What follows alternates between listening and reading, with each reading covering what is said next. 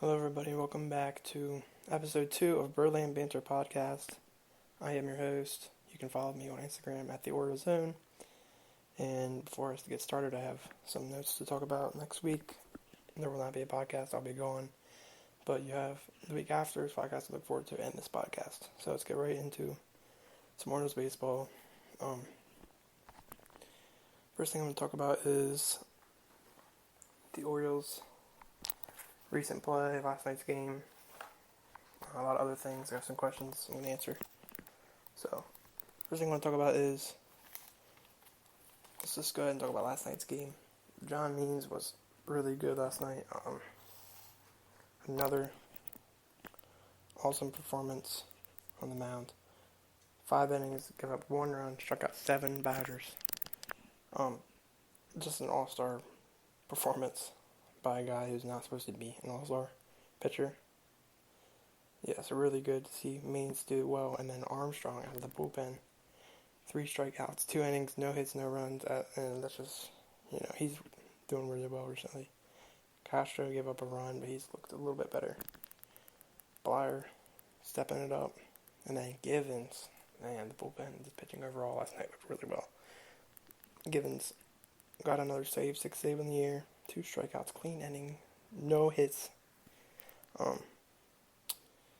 Hitting wise, VR picked up 2 hits. Santander got 3 hits and RBI. And everybody on the whole team got a hit, except for Alberto, which is funny because he is on a tear right now. Finally, he went a game without a hit, which is surprising because he's been so good. But, yeah. So, yeah, Santander 3 hits and RBI, which one of them was very lucky. I think there was like a 0.02% chance of that actually being a hit, which is insane. And it worked. It was like an RBI double. But yeah. So, yeah, then VR, 2 hits and RBI. So Means, again, 1 run last night. It was a leadoff home run from Sogard. And that was it. He was shut down after that. He's really impressed me. Looked really good.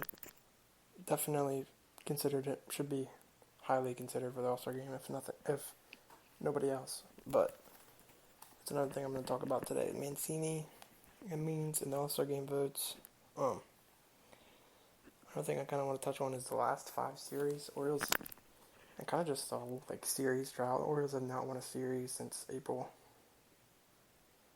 22nd to 24 against the White Sox at home, where they won 2 games back-to-back. Since then, I don't even think they've won 2 in a row since then, let alone a series. Okay, so they did win 2 in a row. They won against the Rays on May 4th and Boston May 6th, but that's because one of the Rays games was postponed. So, yeah, but they still won 2 in a row. So May 6th was the last time they won 2 in a row. So it's still been a month since they won 2 in a row, and then it's been a little over almost 2 months since they've won a series. Tonight, they have a chance to win the series. Hess is on the mound tonight against Law. Hess is definitely struggling, but he's got 7 ERA, 1-8 record, not very good, but we all know what happens when he pitches against the Blue Jays. He's been really good against the Blue Jays first.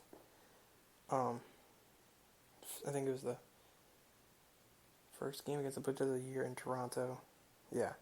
Hess went, he was crazy. He went 6 innings, no hit baseball, and got taken out before he allowed a hit. So, if he can do that again against the Blue Jays, then maybe the Orioles can finally win a series, and this drought of no series wins that they're on, which really sucks. Hope that they can go ahead and win a series. Yeah. So another thing, the last 5 series, they have won the first game, but we lost the next however many games. So, 4 out of 5 of the last 5 series. They won the first game of the series, the opener, and then lost the rest. So that's kind of crazy. Yeah, so another thing I'm going to talk about in this podcast is the trade deadline, who we're looking to trade, and some of the draft picks, who we signed so far, etc. So let's talk about a little bit about the trade deadline I talked about last time. But Elias was interviewed recently, and he kind of talked about who he's looking to trade, or who he doesn't. More importantly, who he doesn't want to trade, who he thinks we're gonna keep. I wasn't sure about Mancini because if he's doing well, having an All-Star year, we could definitely get a lot from Mancini. But again, he's somebody we could build around. So Elias was asked, are we going to trade Mancini? And he said he's not looking to trade Mancini at all. I have a quote for you guys I'll read later, the exact quote, but I just know Elias said not looking to trade Mancini. He's open for offers, but he's not going to go out and search for a trade. Mancini is somebody he wants to keep. So that's really good news. Probably for most Orioles fans, I would think. I'm going to see if I can find the tweet. See if I can find exactly what he said. But yeah, that's super exciting. If we can keep Mancini for the long haul, I mean, he's a really, really good leader, good hitter, average. He can have runs, good defense. So that's exciting if we keep him. See if I can find the quote. Here it is. So Elias said about Mancini, he said, it's a thought that's crossed his mind that if we were going to trade him or not, or giving Mancini a contract extension. He said it would be something that both parties would have to find mutually beneficial, but who wouldn't want a player like him around for the long haul? That's what Elias said. He also said, I don't know if it's arguable about Mancini being an all-star. He says he's the best player on our team, 900 OPS, he's a surefire all-star, and great in the clubhouse. Home runs, hits for average. And he also said he's not looking to part with Trey. So, there you go. Elias is not going to go and search for a trade, but he's open to trades. So, that's all I really have right now on that. Another thing I want to talk about, some of the recent injuries. DJ Stewart is on the DL or IL, and Trumbo's getting better in AAA right now. I think he's like 3 for 12 in his game so far in AAA. He will probably be up soon, so that's good. But yeah, Santander, however you want to say it, came up for Dwight Smith, who's also on the IL, concussion IL, or whatever you call it. Santander's been really good. And he was a Rule 5 pick last year, struggled. Give him time, he's turned out pretty good. 389 so far in the year. Not very many at-bats, but 18 at-bats, a home run, 2 RBIs, 389, 1.143 OPS. So, very good. Career stats, he's hitting 235 with 2 home runs, 10 RBIs, 637 OPS. Not terrible for somebody who's, Rule 5, like I said. He's only 24. If he can, get hot, like somebody said last night on Masson, they said Lou Gehrig did the same thing. He got replaced somebody who was injured and then, took their position. I don't think anybody's going to take Dwight Smith's position, don't get me wrong, because Dwight Smith is having a really good year. But Santander would be an excellent player to just keep. That reminds me, there's talks of having the Orioles extending their bench a little bit, because the pitching has picked it up recently. Let's see, ever since that really, really, really tough game in in Texas, the first game where we won 12-11, we gave up a lot of runs in the last inning. 6 ninth inning runs. Bullpen was absolutely atrocious. Ever since then, we have not given up very many runs at all. Texas, who's really hot right now, Houston, really hot again, really good team. I mean, we gave up, 2 runs, 4 runs, 4 runs, 1 run, and then 4 runs. That's way better than what we have been accustomed to seeing from Orioles pitching against way better teams.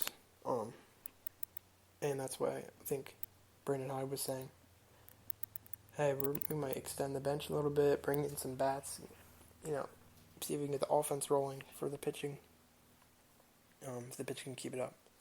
So Santander would be a good bench.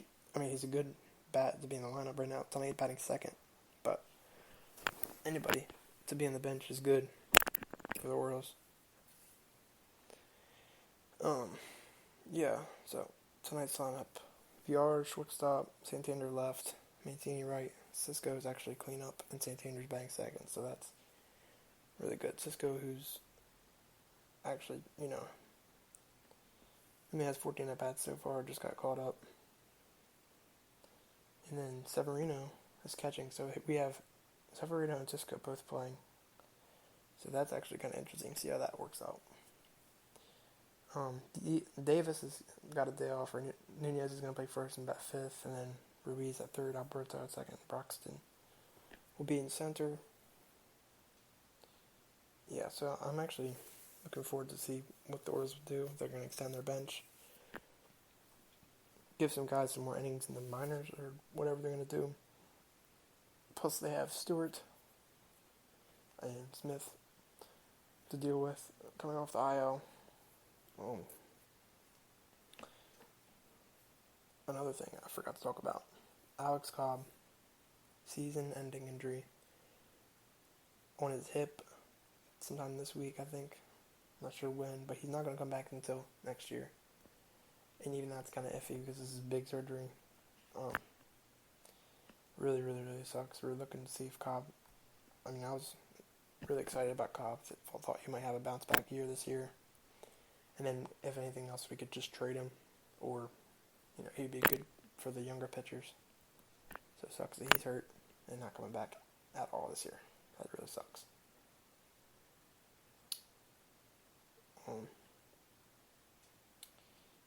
There's also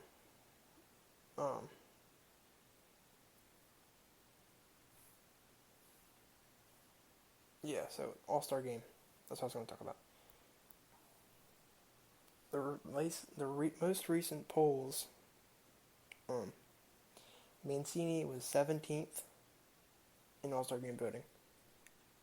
And I don't mean 17th altogether, I mean 17th for outfielders, which is really, really, really upsetting. Definitely should be higher than that.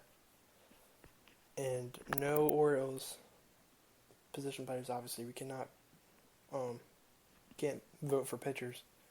No Orioles position players were top 10 in voting, except Chris Davis, ironically. So, make sure you guys vote for Mancini. He deserves it. If anything else, just deserves to be a sub, or, off the bench in the All-Star Game. Gotta have somebody to represent. John Means, man, if we could vote for him, we'd be all over it, but I hope he makes All-Star Game somehow. Him and Mancini are definitely deserving of that.